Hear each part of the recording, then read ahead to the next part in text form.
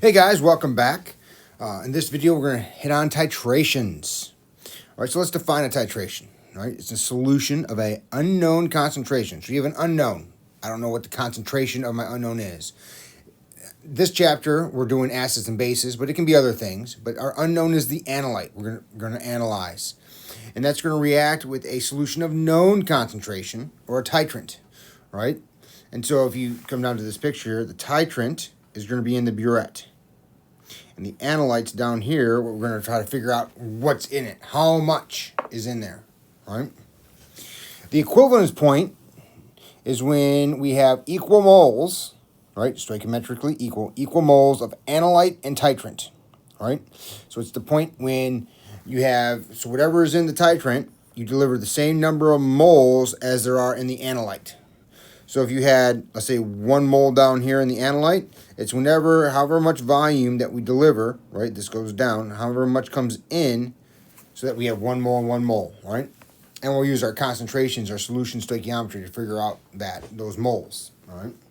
Now, in a lot of titrations, acid-base ones in particular, but there's other ones too, redox ones that you might have to use, an indicator, right? The indicator is used to indicate when that equivalence point happens. So there is a color change, right? And a lot of times there's many different indicators out there that you may not use.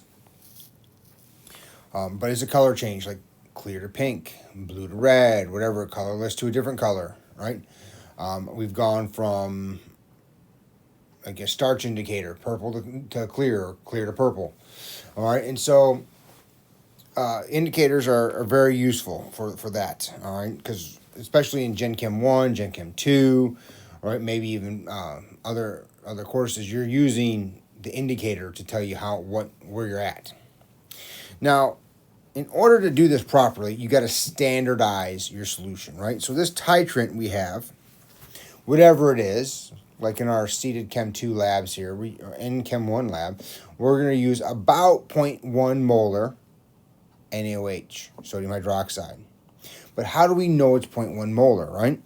And so if you had a solution of 0.1 molar sodium hydroxide and it was made last week, is it still 0.1 molar sodium hydroxide, right? Because volume is temperature dependent, right? So if the room temperature changed, or if you made the solution hastily and it was warm when you made it, because dissolving sodium hydroxide makes the solution warm, right? And temperature change, maybe the volume changed a little bit.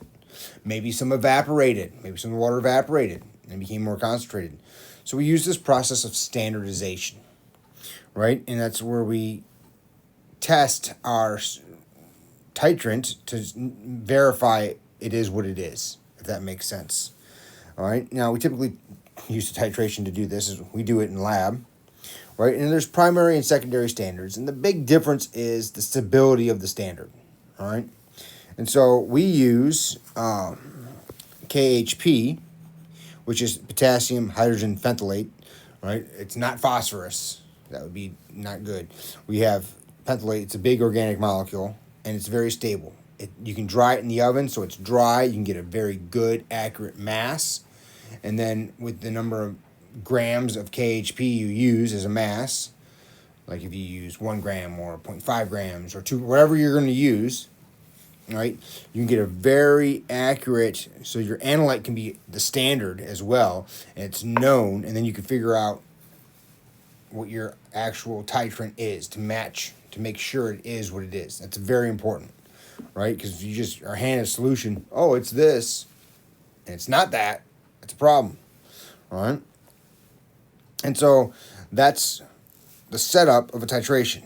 Now, when we talk about acid-base titrations, all right, for us, a lot of times we're going to have a strong acid and a strong base titration, and a strong base and a weak acid, or a weak acid, strong base titration. So most of the time, we're going to have a strong base be the titrant in the burette, both times. And we'll have either a strong acid as an analyte or a weak acid. So if we look at these graphs here, all right, the volume added, and we don't have numbers yet. pH somewhere down here between 0, because you're probably not going to have more than a 1 molar concentration of acid. You know, in this region is where you'll start. Could it start down here and come up? Yes. Could it start here and go over? Yes. It won't come down, it'll come this way. All right. And so this point right here is the initial. All right. Let me write that down. So that point right there, that would be the initial pH. And then all the way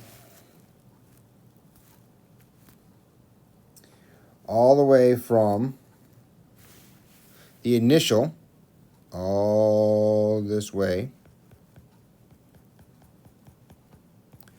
right, to the equivalence. That's before the equivalence point. Then you have the equivalence point, and then we got past the equivalence point.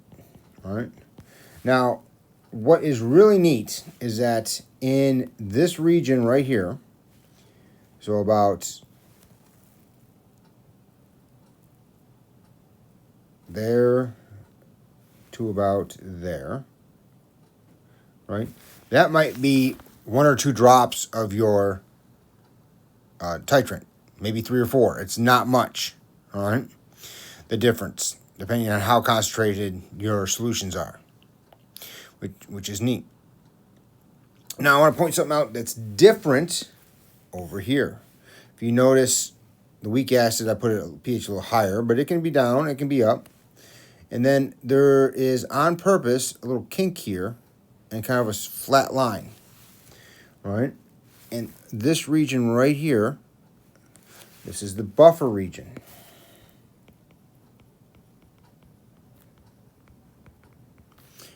Where the pH is equal to the pKa plus or minus 1. All right? That's very important.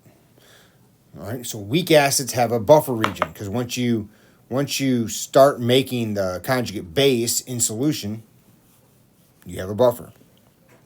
And then the equivalence point, if you notice the equivalence point for a strong, the equivalence point should be about 7. That's the theoretical pH. Here I'm above 7, right? And it depends on the acid, right? It depends on what the acid is. Right? It could be here, right? It could be anywhere in here, okay? And so there's a difference with the equivalence point.